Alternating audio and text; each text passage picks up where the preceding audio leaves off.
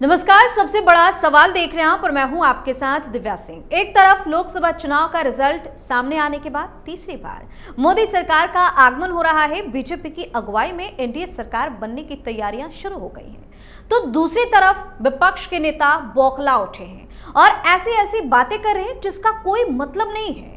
कांग्रेस महासचिव जयराम रमेश ने एक्स पर लिखा कि भाजपा की संसदीय कमेटी की बैठक नहीं हुई, पर एनडीए ने 1/3 प्रधानमंत्री पहले ही नियुक्त कर दिया। यह इसलिए किया गया क्योंकि नरेंद्र मोदी को विश्वास नहीं था कि भाजपा के चुने हुए सांसद उनको अपना नेता चुनेंगे या नहीं।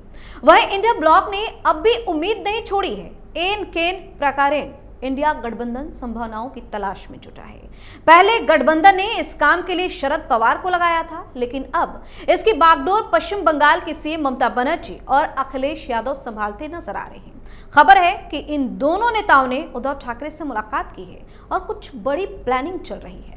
ऐसे में सबसे बड़ा सवाल यह है कि एनडीए की सरकार बनने जा रही है, लेकिन विपक्ष हार क्यों नहीं मान रहा। इसी पर चर्चा करने के लिए मेरे साथ मौजूद हैं कैपिटल टीवी के editor in chief doctor Manish Kumar. Doctor साहब, स्वागत है आपका। धन्यवाद। क्या रहा है, सरकार बनने जा रही है, लोग हार क्यों नहीं मान रहे? देखिए, बेशर्मी है, बेहद ही, मैंने बेशर्मी की इन्होंने इंतहा इन लोगों ने कर दी है। आपके पास संख्या है नहीं, आप कह रहे हो भाई हम सरकार बना लेंगे, खेला कर देंगे, नायडू को तोड़ लेंगे तो नीतीश कुमार को तोड़ लेंगे, जयंत चौधरी को तोड़ लेंगे, लगे पड़े हुए हैं। मतलब जनादेश का कोई माने मतलब नहीं है। ये डेमोक्रेसी बचाने के लिए चले थे और ये बिल्कुल नग्न रूप से कह रहे हैं कि हम तो तोड़फोड़ करेंगे। अभी नहीं होगा तो 1 साल के बाद मौका आने पे तोड़फोड़ करेंगे, यही कह रहे हैं ना ये लोग। अब पार्टी इनकी टूटने लग जाएगी तो फिर छाती पीटना चालू कर देंगे कि ऑपरेशन लोटस हो गया, ऑपरेशन लोटस हो गया, ऑपरेशन लोटस हो गया। मतलब ये तोड़े तो ठीक है, दूसरा कोई तोड़े तो हाँ, आप देखिए भाई, अमित शाह है उधर, थोड़ा ध्यान रहे, ऐसा नहीं कि लेने के देने पड़ जाए। ज्यादा सीटें नहीं आई हैं, उद्धव ठाकरे को मीटिंग कर रहे हैं। दिल्ली में मीटिंग होती है, मीटिंग आते हैं, मीटिंग में पहुंचते नहीं है।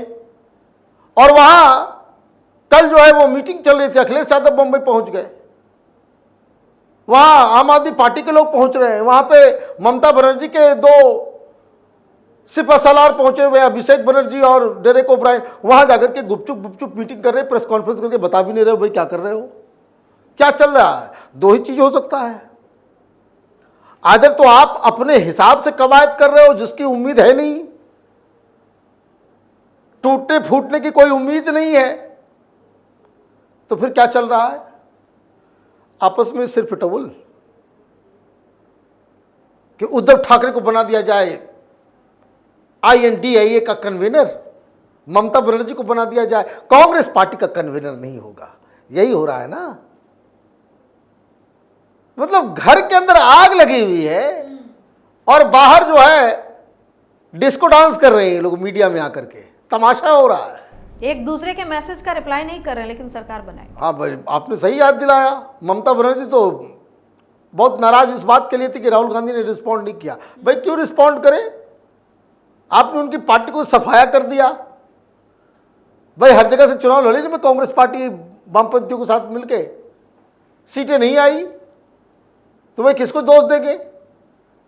आपने उनके जो लोकसभा में कांग्रेस पार्टी का लीडर था अधीर रंजन चौधरी, वो भी हार गया।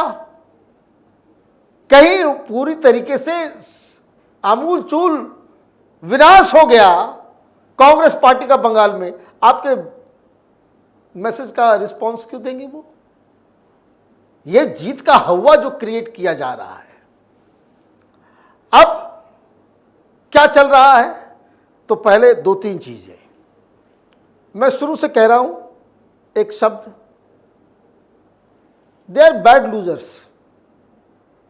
किसी भी सभ्य समाज में, किसी भी सभ्य डेमोक्रेसी में डिसेंट लोग क्या करते हैं, चुनाव जैसे आप हारे, सीधे मीडिया के सामने गए और हार को स्वीकार करना, तब आप डेमोक्रेसी में ऑपरेट करने के लायक हो।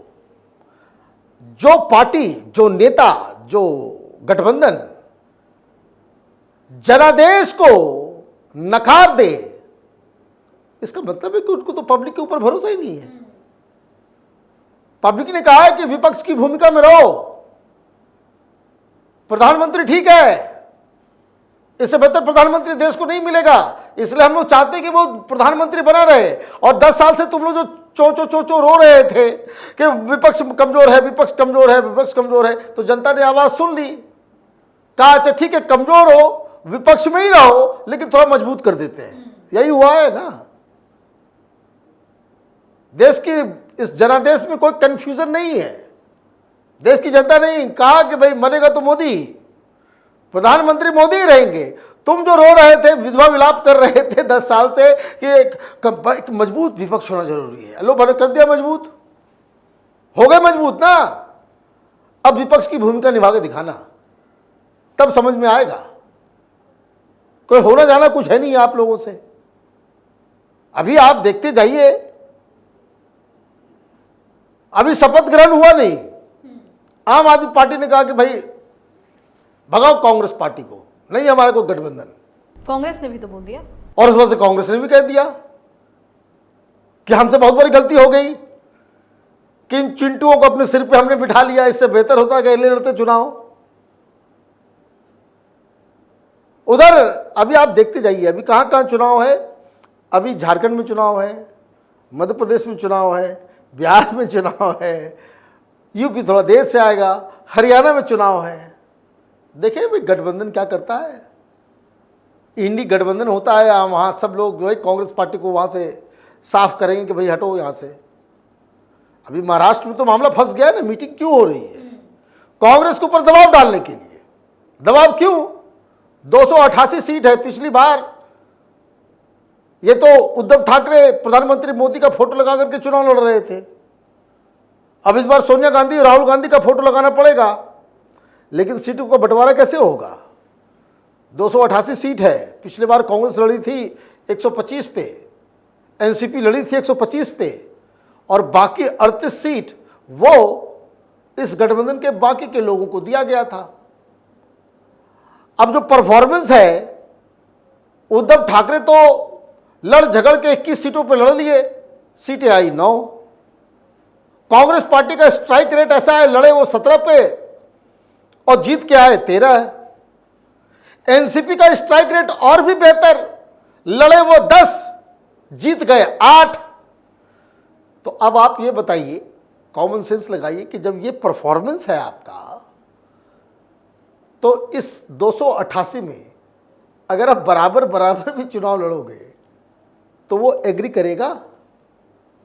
मतलब 38 सीटें जाएगी वो बाकी के पुराने वाले लोगों के साथ, 250 सीट बच जाएगी, तो उसमें जो है कैसे कैसे लड़ोगे? 80-80 सीट के ऊपर लड़ना पड़ेगा फिर तो। और 80-80 सीट पे आप लड़ोगे तो कांग्रेस पार्टी बोलेगी भाई मैं अपना सीट क्यों कम करूं? मेरा स्ट्राइक रेट देखो कितना है, हम तो 17 में 13 जीत के आए। हमको लगा कि भाई आप बीजेपी का, शिवसेना का वोट काट करके लेकर के आएंगे, आपने तो किया नहीं, हमारा वोट आप खा गए, और अपना वोट जो है वो उसमें कोई वृद्धि हुई नहीं। तो कहने का मतलब ये है कि वहाँ फिर ब्लैकमेलिंग शुरू होगा, और फिर ये अघाड़ी, विकास अघाड़ी जो है ये एक साथ मिलकर चुनाव नहीं लड़ पाएंगे। जिस तरीके का कॉम्प्रोमाइज़ पिछली बार कांग्रेस पार्टी ने कर लिया लोकसभा चुनाव में, इस गफलत में कि भाई चुनाव नहीं जीत पाएंगे हम लोग, तो अब जो परफॉर्मेंस हो गया है, अब तो कांग्रेस पार्टी पीछे नहीं हटने वाली। कांग्रेस पार्टी आज की तारीख में महाराष्ट्र की सबसे बड़ी पार्टी है, वो 225 की सीट के ऊपर तो लड़ेगी ही लड़ेगी। अखिलेश और ममता क्यों इतना बेचैन? हाँ, अखिलेश और ममता के साथ दिक्कत क्या है कि अखिलेश और ममता ये दिल्ली में केंद्रीय राजनीति में अपनी कुछ पकड़ देखना चाह रहे हैं, लेकिन अखिलेश के साथ दिक्कत क्या है कि सीटें तो आप जीत के आ गए, लेकिन आपका तजुर्बा, आपका एज, वो एक ऐसा फैक्टर बन रहा है कि आपको सेंटर स्टेज नहीं मिलेगा। इन लोगों के दिमाग में है कि इतना बढ़िया हमने जीत जीता, क्या हुआ? यूपी में जीत के लिए कांग्रेस पार्टी अभी से ही राहुल गांधी को क्रेडिट दे रही है कि राहुल गांधी की वजह से जीते हैं उत्तर प्रदेश में। आपको जो है वो होता है ना, बड़े बड़े घर में खेलते हैं, बच्चा भी कहता है हम भी खेलेंगे हम भी खेलेंगे, तो उसको एक साइड प्लेयर की तरह रखा जाता है कि भाई चलो भाई ये भी कर लो ये भी कर लो, तुमको सीरियसली कोई नहीं लेगा। ममता बनर्जी के साथ दिक्कत क्या है कि इतना लड़ झगड़ लिया इन्होंने कांग्रेस पार्टी के साथ कि वहाँ दिल्ली में अब कोई सुनवाई नहीं है।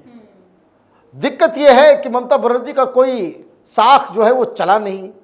शरद पवार ने बात कर ली, सब जगह कर लिया। ये सरकार 5 साल चलेगी और ये 5 साल ये जो तथाकथित इंडी गठबंधन है ये आपस में लड़ते झगड़ते रहेंगे। बहुत बहुत धन्यवाद सर तमाम जानकारी के लिए। धन्यवाद। तो इधर एनडीए खेमे में खुशी का माहौल है। तीसरी बार नरेंद्र मोदी पीएम पद की शपथ लेने जा रहे हैं, तो दूसरी तरफ विपक्ष हार मानने को तैयार नहीं है। अंदर खाने बड़ी प्लानिंग चल रही है, लेकिन इसका कोई फायदा होता नहीं दिख रहा है। बस खिसियानी बिल्ली खंभा नोचे वाली कहावत सही साबित होती दिख रही है। सबसे बड़ा सवाल में आज के लिए इतना ही। अगर आपने अभी तक हमारे चैनल को सब्सक्राइब नहीं किया है तो सब्सक्राइब कर लीजिए, हमारे वीडियो को लाइक कीजिए, शेयर कीजिए, हमारे वीडियो पर कमेंट करके जरूर बताएं कि आपको हमारी खबर कैसी लगी। धन्यवाद।